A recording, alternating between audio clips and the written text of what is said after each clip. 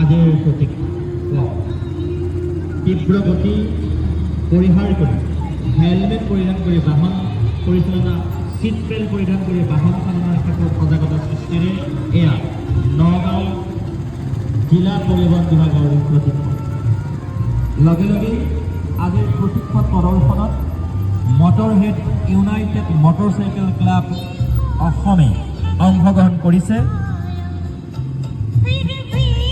এক দায়বদ্ধ বাইক চালনাৰ ক্ষেত্ৰত প্ৰত্যেকগৰাকী মটৰচাইকেল আৰোহীক সজাগ আৰু সচেতন কৰাৰ উদ্দেশ্যৰে নিৰন্তৰভাৱে কাৰ্য ৰূপায়ণ কৰি আহিছে মটৰহেড ইউনাইটেড মটৰচাইকেল ক্লাব নগাঁও নগৰীয়া পথত চাইকেল ক্লাব অসম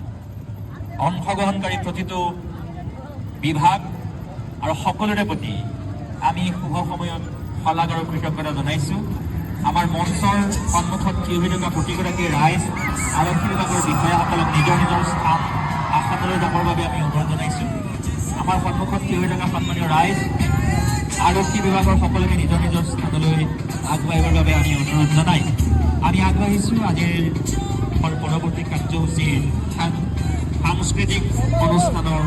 মজিয়ালৈ তাৰ শিল্পীসকলক সাজু হ'বলৈ আমি অনুৰোধ জনাম তাৰ আগে আমি বিশিষ্ট